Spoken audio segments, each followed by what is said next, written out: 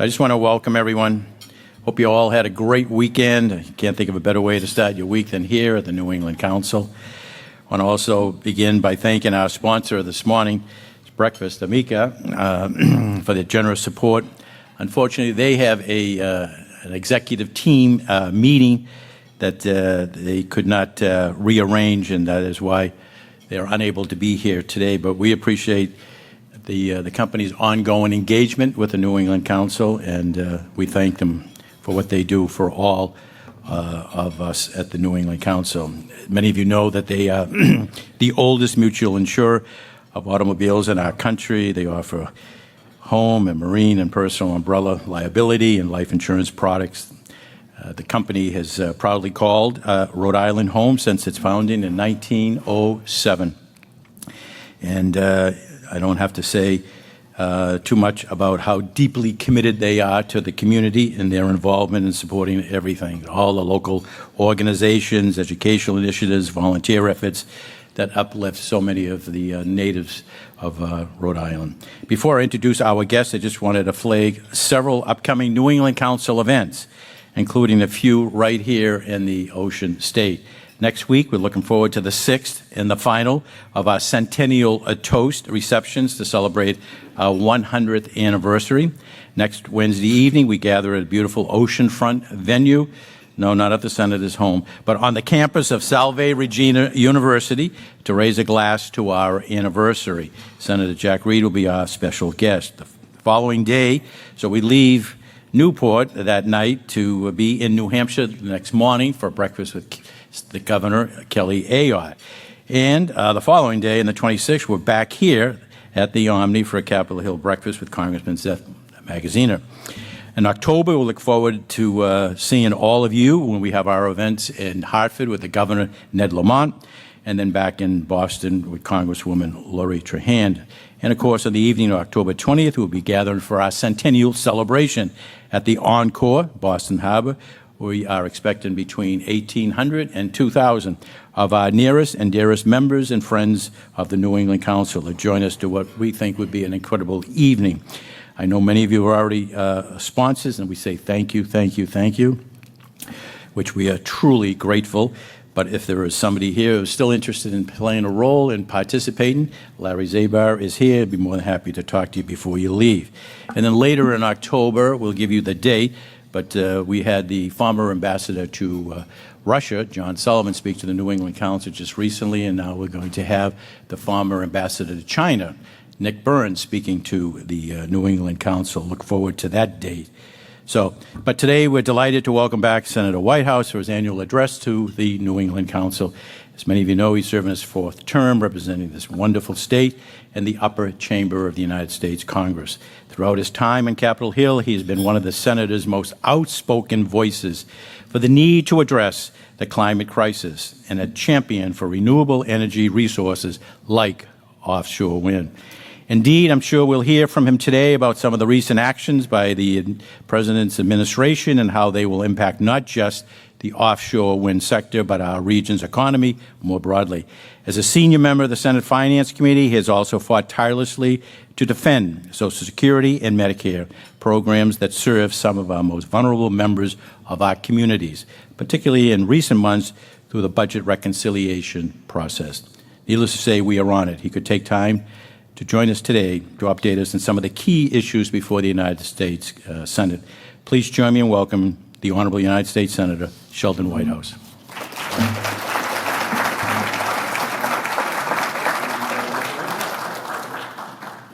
Okay, just to save time, the Senator said let's get into Q&A, and I have a few questions. It gives you enough time to think of your questions that may not be asked. And if we can just start off by just saying it's only a matter of... all right?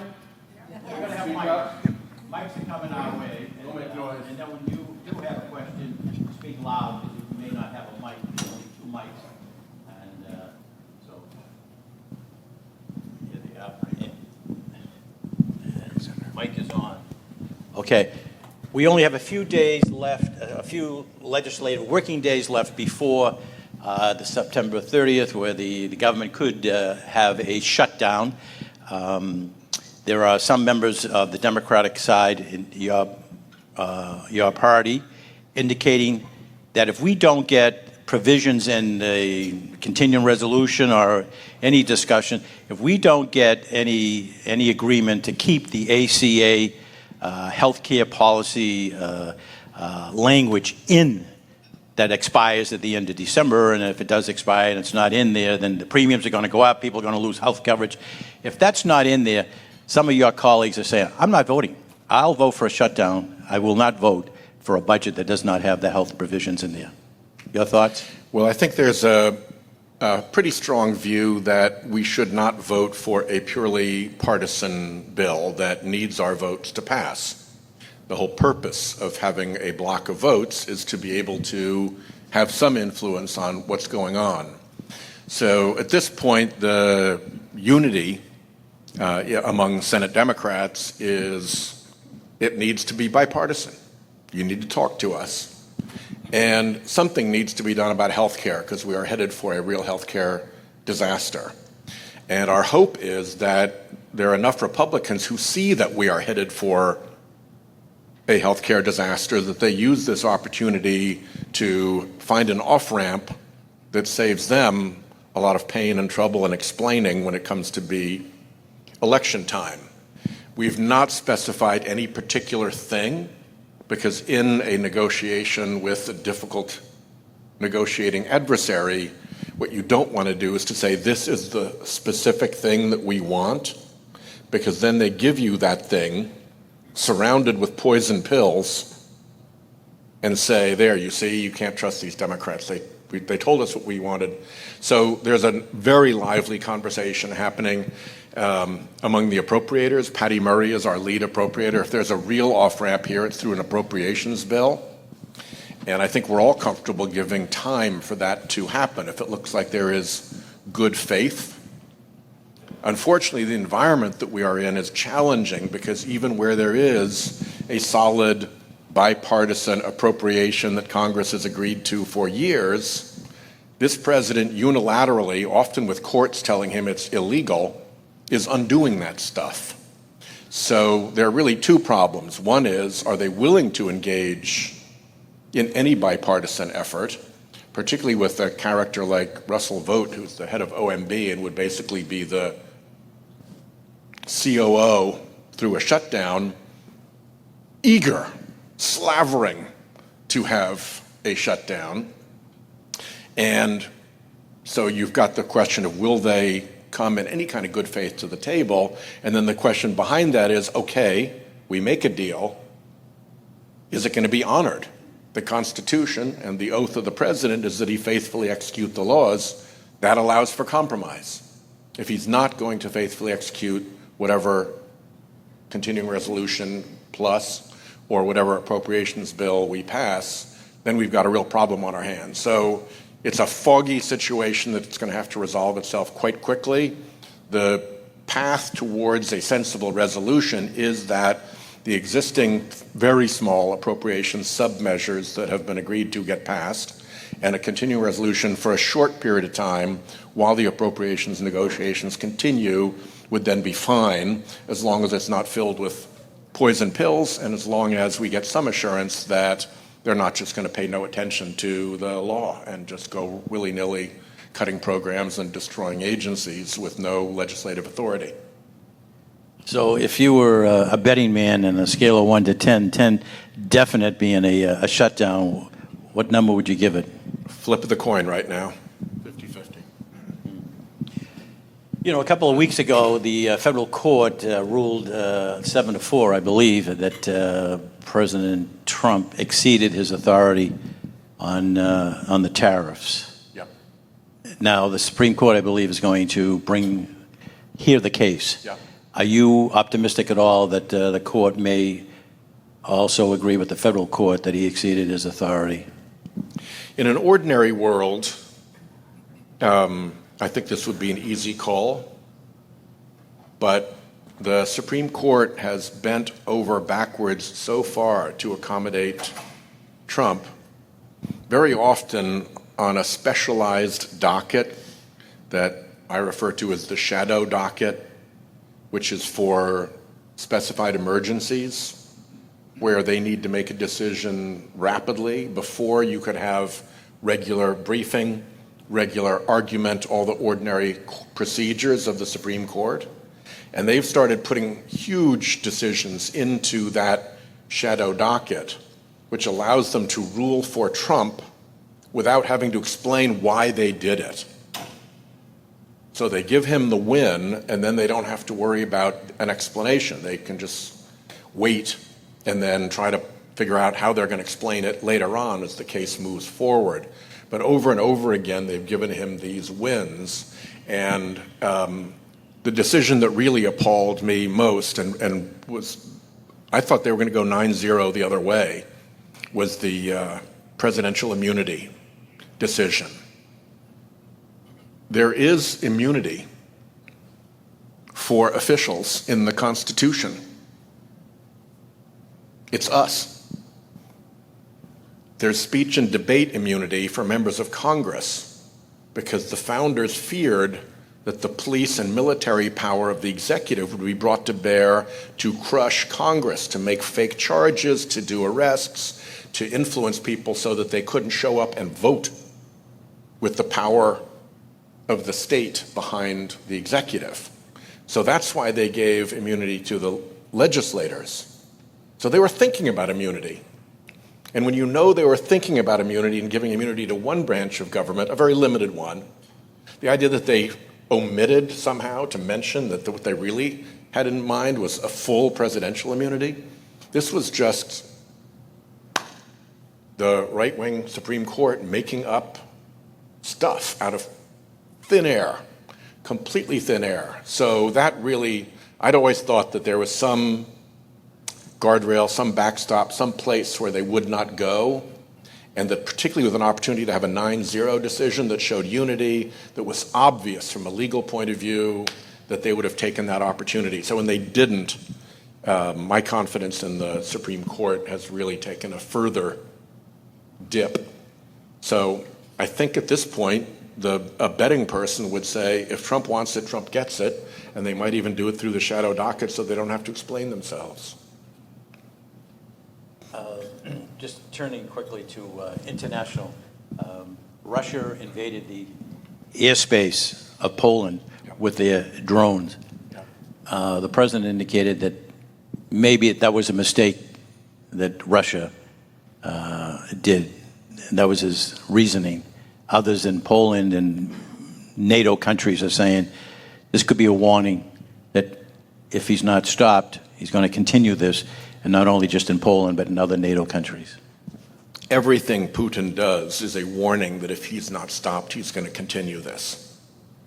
Whether it's arranging to have anchors drag through the Baltic Sea and disrupt communications and electric wires, whether it's meeting with the president, specifically being asked for a truce or a ceasefire, and spending the next night bombing civilians and hospitals and schools just to prove the point that he doesn't care what America thinks. Or now this episode, which is, NATO has a rule that if there is an attack on one, it's an attack on all. And so when you're messing with Poland, you're messing with all of NATO. You are playing with a very dangerous, very ominous tripwire.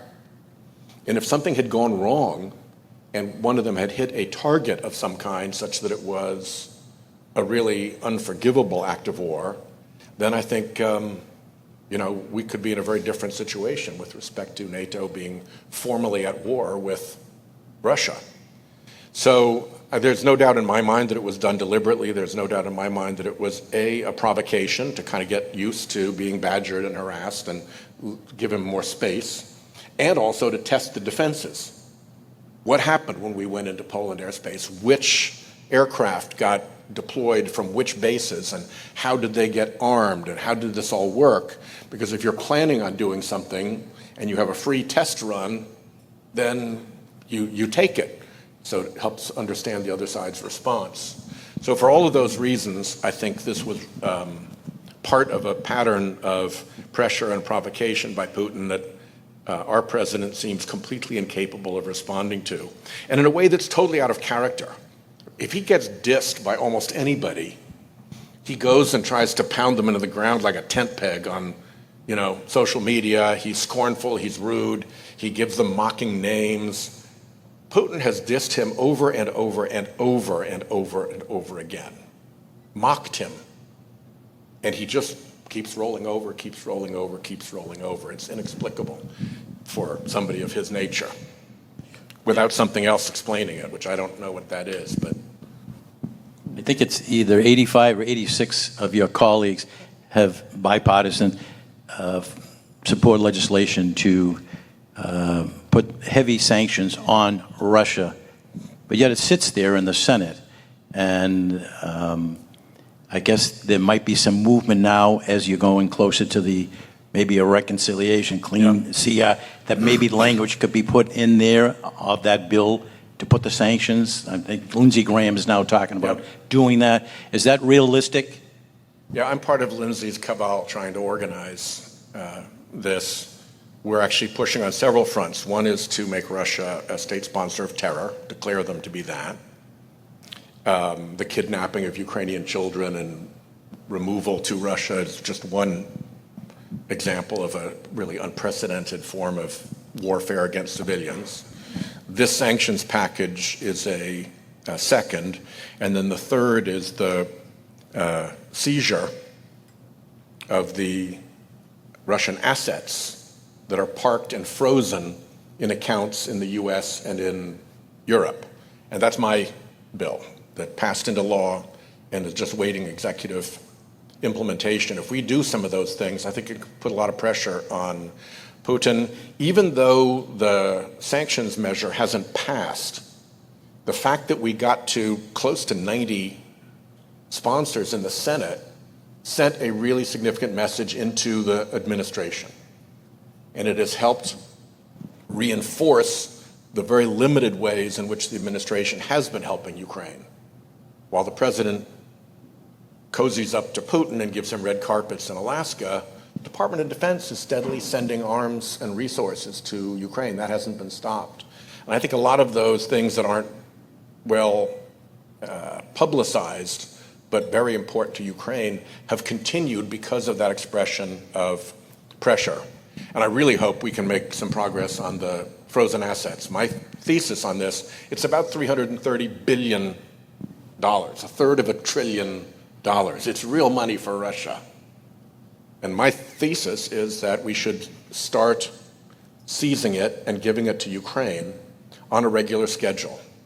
I'm pretty flexible. Somebody in the administration has privately suggested 10 billion, 20 billion, 40 billion, 80 billion, so that they see it coming. I'd be happy with 2020, 2020, 2020. So it's like a relentless water torture, bam, bam, bam, month after month. There goes another 20 billion you'll never get back. Here comes another month, boom, there goes another 20 billion you'll never get back. I think that will get his attention because they're facing some real economic obstacles. I think that third of $1 trillion of Russian assets should be used strategically. We have to make the decision we want to win that war in order to put these assets to use strategically. The moment, and unfortunately through the Biden administration as well, all we want to do is to manage it.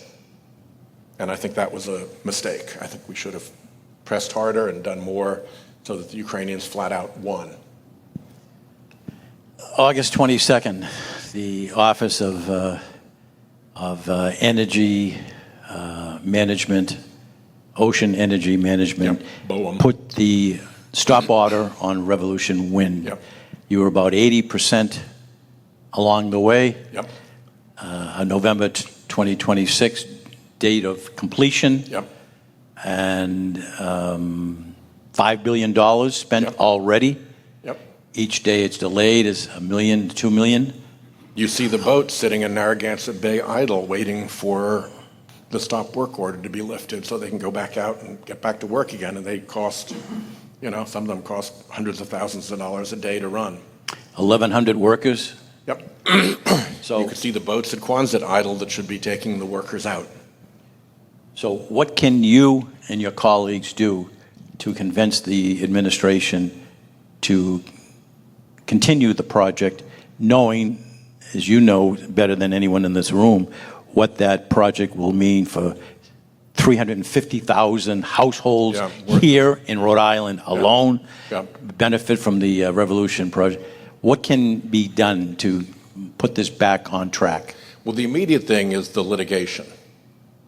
Both the state of Rhode Island and the state of Connecticut are in federal court here in Providence. The case has been assigned to Judge Mary McElroy. And Orsted, the developer, is in court down in the District of Columbia with a similar pleading, asking to have the stop work order lifted and vitiated. I think we probably need more than that, because I think if that stop work order was lifted, they'd find some other way to harass the development. So what we really need, in addition to the stop work order being pulled, is a protective order that if they want to mess with this project further, they've got to come to court first and prove that there's a good faith reason for it, and it's not just government being used to pick winners and losers and torture an industry that they don't like. So I've been a lawyer a good part of my life, and I would way rather be on Peter and Attorney General Tong's side of that case. I put that into like the 95% win category. It's almost unimaginable that they could win because their case is so bad. In the District of Columbia, in that courtroom, Boehm has already been in the courthouse defending this project and saying that all of the processes were legitimate, all the permits were sound, and everything, it should be allowed to go forward, until the president made some kind of a phone call to somebody, and poof, now they've had to pull a complete 180. So if you have to pull a complete 180 in the same courthouse on the same project, that's not a good place to be from a point of view of having any credibility. So the litigation, I think, is really important. It's also important to put pressure on the evils of this decision, because it is, for starters, going to dramatically raise electric prices in the region, particularly in Rhode Island. We already have high electric prices. It's going to very considerably raise electric prices. And one of the things that I'm trying to do is to try to see that, and it's terrific to be here with the New England Business Council, be nice if business organizations would speak up against this. When you think about the prospect of billions of dollars in investment going to a fully permitted, cleared, and approved project, and on a whim, all of that is put to a stop, and potentially billions of dollars in value just erased by government action, that's the kind of scenario that would ordinarily get, for instance, the U.S. Chamber of Commerce rushing around Congress with its hair on fire, or the National Association of Manufacturers, all of whose factories who are making the elements of this are now in stall, or the National Federation of Independent Businesses. Those are the three big lobbying groups that represent business interests in Washington, and not one of them has emitted a single squeak or peep of dissent about what is probably the single most significant and savage damage to private business capital that I can recall. So if you're on the business side of this and don't think that government should be used to pick winners and losers in this kind of savage and unjustified way, you might want to know that your business advocates are not taking that position now. They're just hunkered down. Just for the record, the New England Council has convened business groups both here and in Connecticut, and urging them to join with us in a joint op-ed that we have in several publications, but asking them to reach out not only to their elected officials, but to business leaders in their states as well as... Really matters. And that's what we have been doing, because it's an important issue for New England, and that's why we have taken a leadership role on that. If I could just ask a question on where you work at the United States Senate, is it broken? And the reason why I say that is we now are seeing that the president has aggressively encroached in all of the Senate's authority and power, and usurping the power, really, of the purse, tariffs.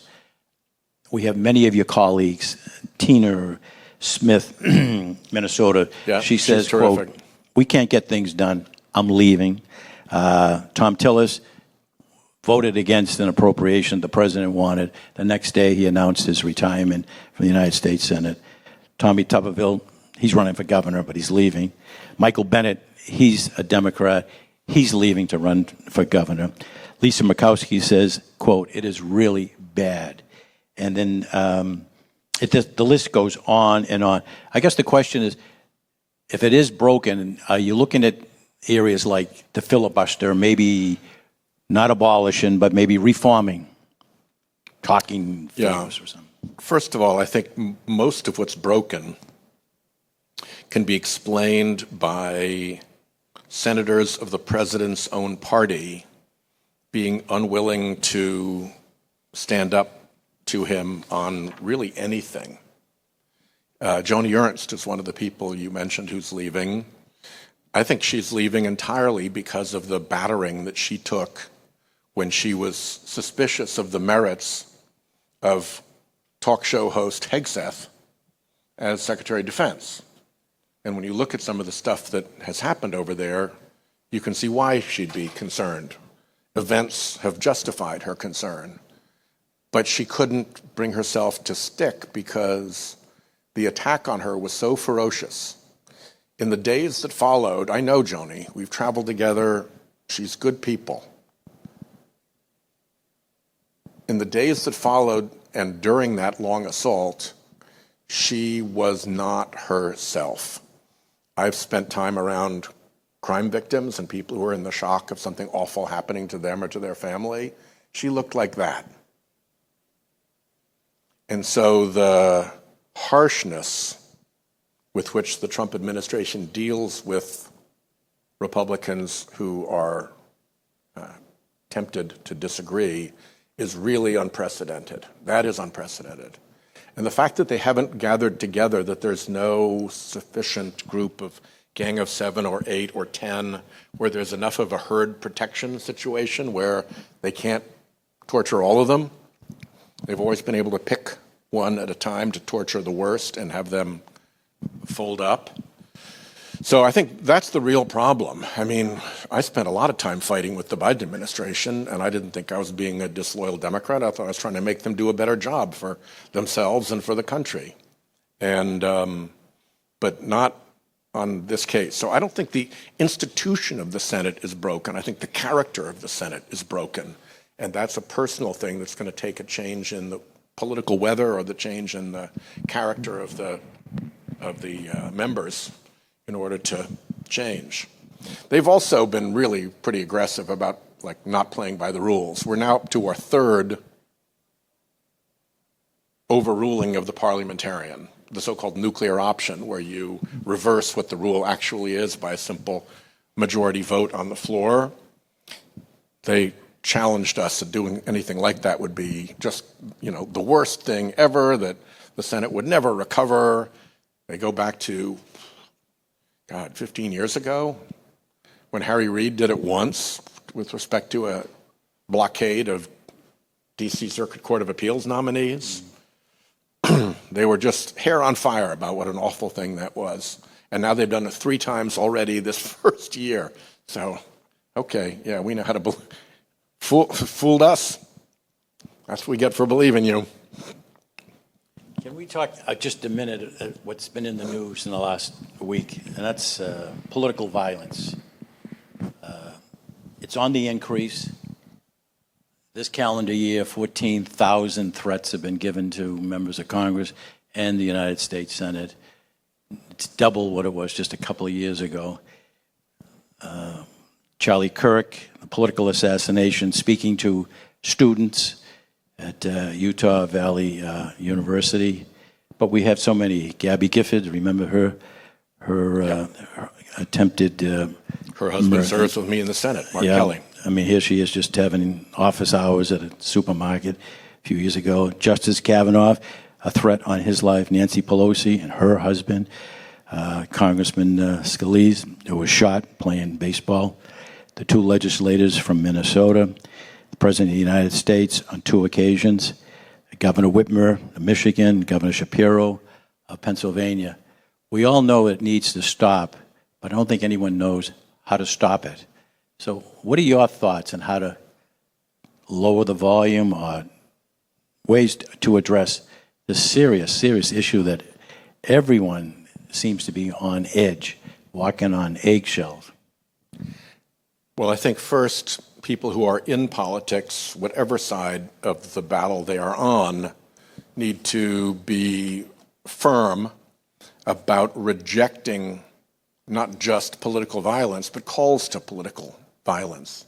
There's a lot of talk out there on the internet, and I think a lot of this has to do with the unpoliced nature of the internet, because it's not unusual before something terrible happens that it's out there on the internet. And it's not just political folks, it's, teenage suicides, when people are being harassed across their platforms and they call the company and say, my God, my daughter's being harassed, what can you do? Please stop this.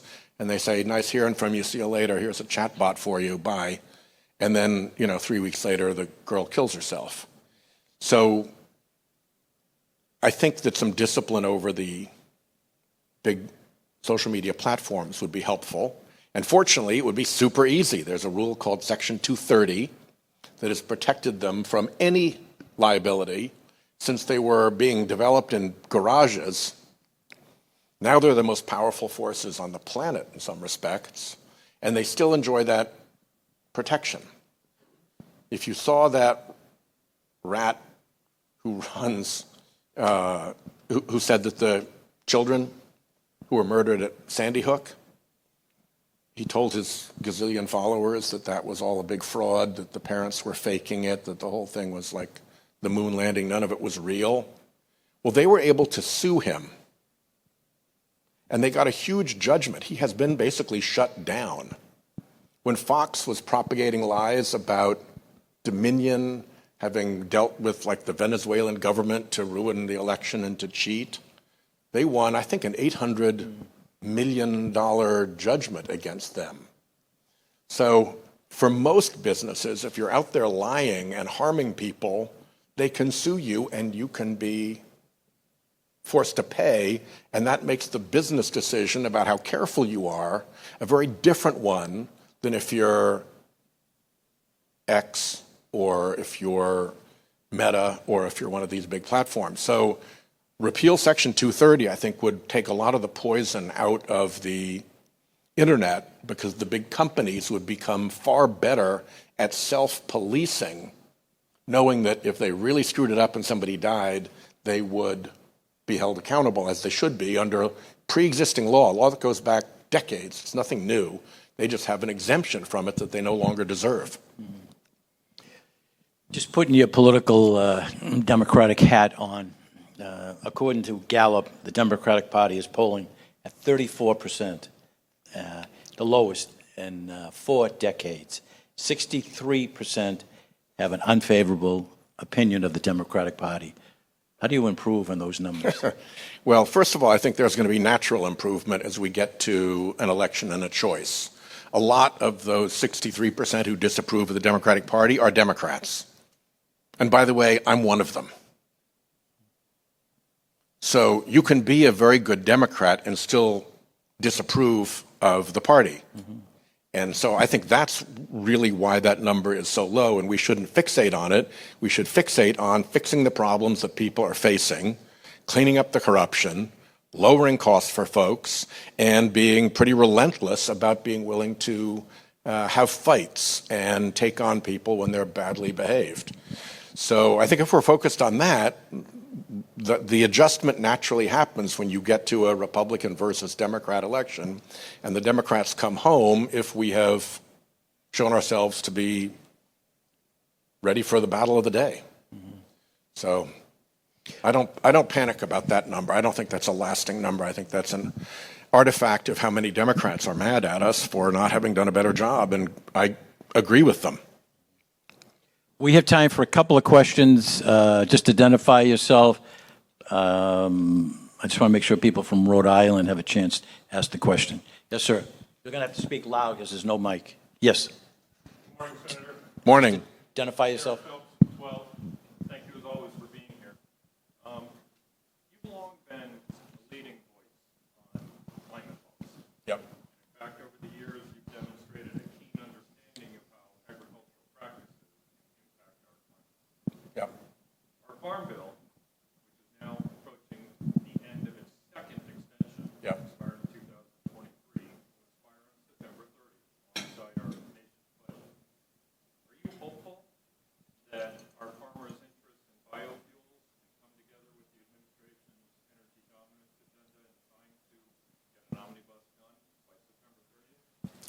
I don't know. I'm not on that committee. Senator Klobuchar is our ranking member, and she, I think, is eager to get something done.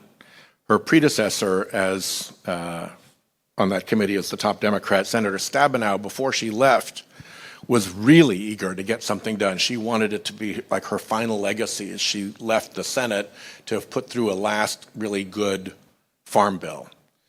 So I don't know how this lands. It's tied up behind all the fighting over the funding of the government. It's tied up behind, okay, let's say we do a really good farm bill. What if the president and the secretary simply don't administer it fairly? What if they just say we're only doing farm credits in red states? They're not going to say it that way. They'll say in states that have some characteristic that happens to overlap with red states. But that's the predicament that we're in right now. It applies in my committee as well, Environment Public Works Committee. I'm trying to do a big permitting reform bill, which requires me and Shelley Capito and Mike Lee and Martin Heinrich all to work together because they do energy, and you can't do a permitting reform bill without energy and EPW. We're a four-legged animal to get that bill done.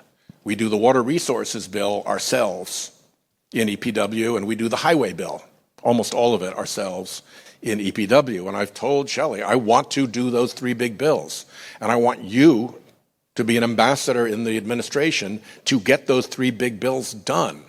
But I can never sell those three big bills to my caucus until we have a sense that this is an administration that will follow the law and that any compromise that we enter into will actually be executed.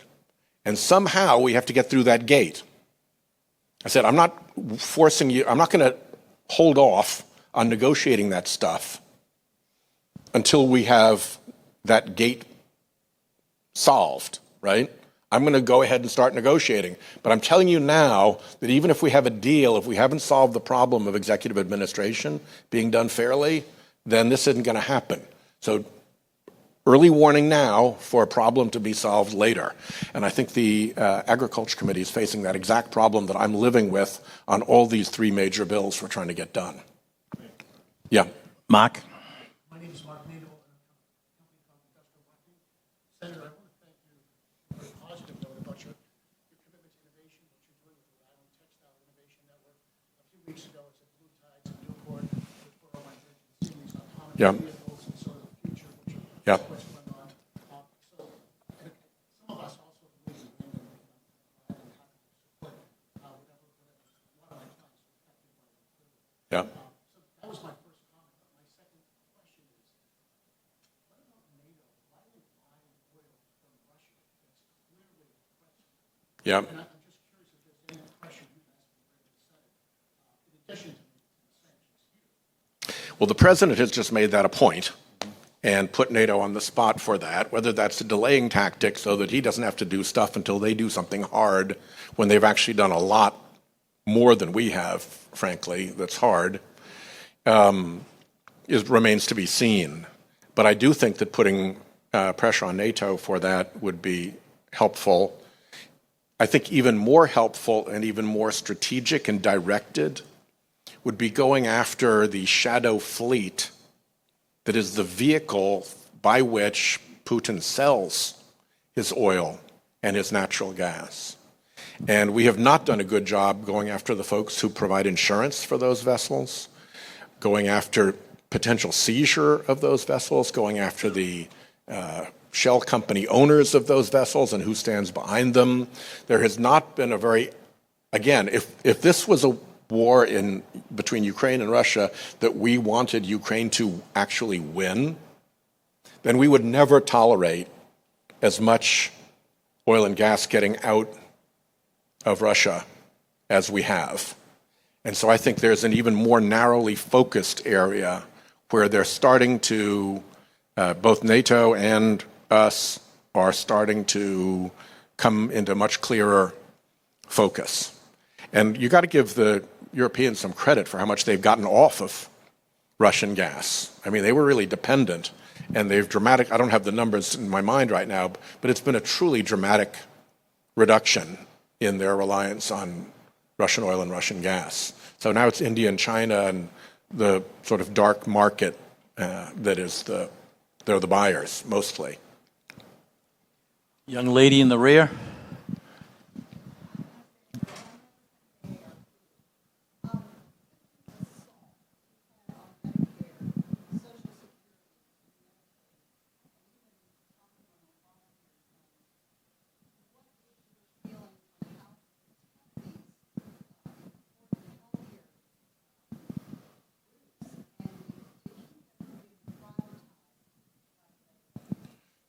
So on Medicare and Medicaid and the Obamacare credits and Social Security, these are all issues that matter a lot to us. The first three, being health care, are things that are circling in that appropriations discussion that we've talked about. Social Security is a little bit of a different cat because the effort there is not to cut Social Security, but to make it inoperative, to make it fail administratively. This new guy who came in, Basignano, I think actually might be legit and actually wanted to run. He assured me very directly and very plainly that he absolutely wanted it to run and make it run right. But I think when those, what I call doggy boys, were in there working for Musk, their intention was twofold. One, degrade the operations of Social Security so badly that you get to an instance of non-payment, that the checks don't go out because they just screwed it up. And with the checks not going out, you can then bring in private equity, bring in the tech boys, and say, we're going to take over here and we're going to make it run, and the checks are going to go out. So it's a hostile takeover with a pretext of why they need to come in. That was, I think, a real danger. And I think the second thing they wanted was access to all the Social Security data. And I'm not the least bit convinced. I've got a bill to ask for a post-audit to see what backdoors were left in by these characters so that Elon Musk or others could extract Social Security data. So Social Security is in a little bit of a different area where they've tried to degrade and denigrate it. With respect to the others, they're coming right after the money. And as we've already mentioned, the Obamacare incentives and credits are very much a part of the conversation. Medicaid, they went so far out on the limb on that I don't think they're willing to come back very far yet, but they're going to face, I think, a real political peril for taking $1 trillion out of Medicaid when it does things like fund a great deal of women and infants hospital, when it does things like fund most of the addiction and recovery treatment stuff that goes on, when it covers more than half of Rhode Island children. So they have a huge problem there. The danger zone right now is Medicare, and we may be able to fix this. Medicare was not mentioned in the Beautiful for Billionaires bill.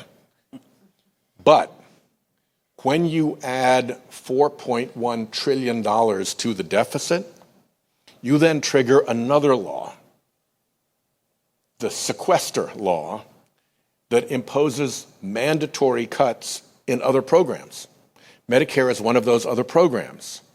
I've asked what the result is and been told by the CBO, the Congressional Budget Office, that it's $535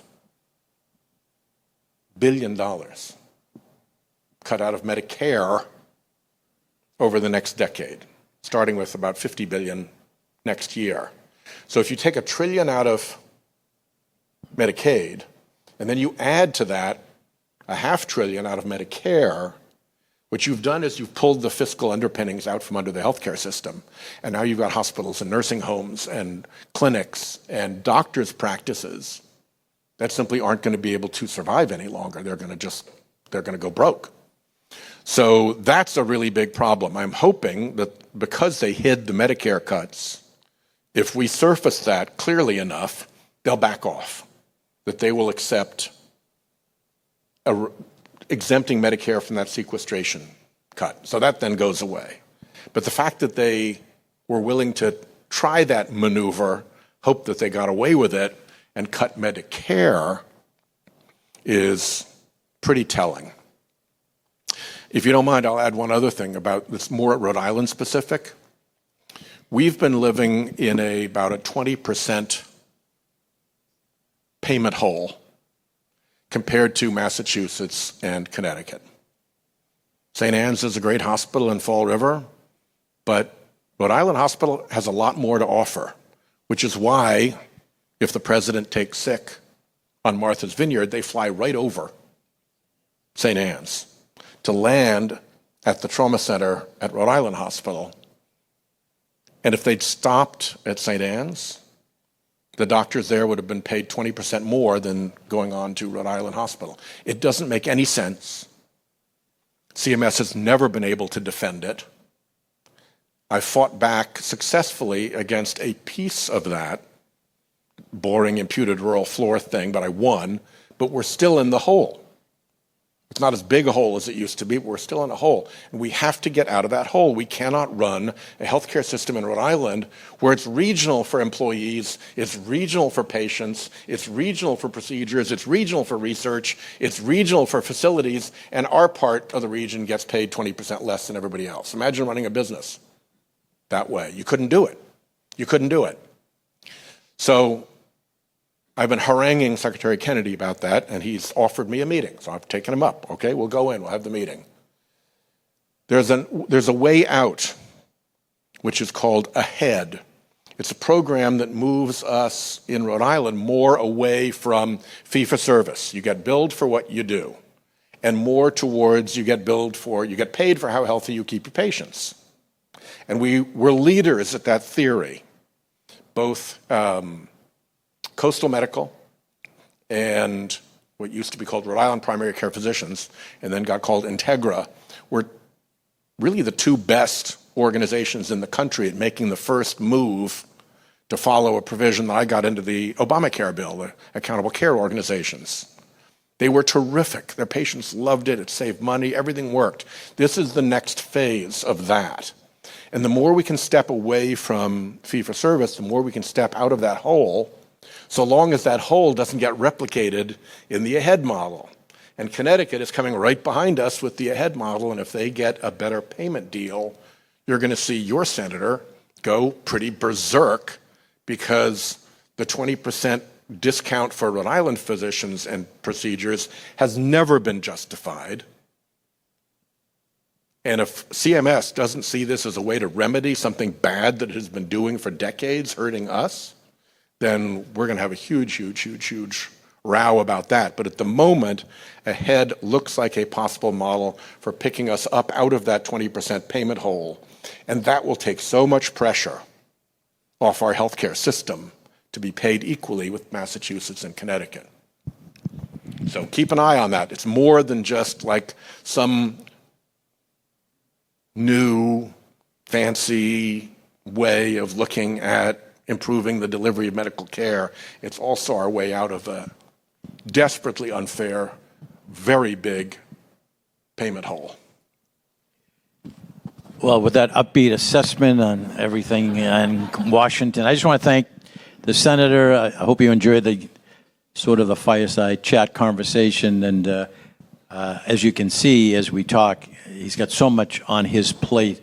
And we're very fortunate to have him in that room with all those discussions that are going on. But the next couple of days, as the senator said, watch what's going on, whether there is going to be discussions and bringing both parties together, or are they just going to stand, separate and say maybe government will shut down. If government did shut down, are you worried about who gets blamed? I'm actually more worried about how wildly the Trump administration runs with that.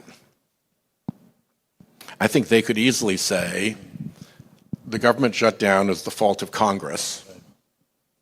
Therefore, until Congress comes in and does something, we rule, and we can do whatever we want. Laws don't apply any longer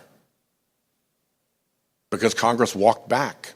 So in the contest between legislative and executive, legislative just walked off the field. That puts us at max power, and we're going to use it. Then they can decide shutdowns aren't all or nothing. The first thing they'll bring back on is the Defense Department. Who's going to vote against that? And on they'll go through things that they like. You think they're going to be in a rush to bring EPA back online? You think they're going to bring all of Health and Human Services back online? they can destroy government agencies by simply not choosing to bring them back online and presenting bringing them back online to us as something for a legislative solution. So it's a really dangerous Elon Muskian chainsaw that we would be putting in Russell Vought's hands. And they could do a lot of damage that will really hurt people. And judiciary would also shut down. Judiciary has essential services protection for a lot of what it does. You have to have courtrooms open. But a lot of the program stuff, parole, probation, the HOPE program that they run here in Rhode Island, a lot of the other programming would stop. They may say, okay, magistrate judges, they're out. We'll just go with the judges, and you just go sit in the dark courtroom with the lights out because we're not paying for the electric utilities, waiting for somebody to come with a litigation, with a complaint. It's, in the past, every administration has wanted to get out of a shutdown. And so we have lived with the lived experience of shutdowns where the executive branch wanted the shutdown to end. It is not at all clear to me that this executive branch would want the shutdown to end. Well, this conversation has ended.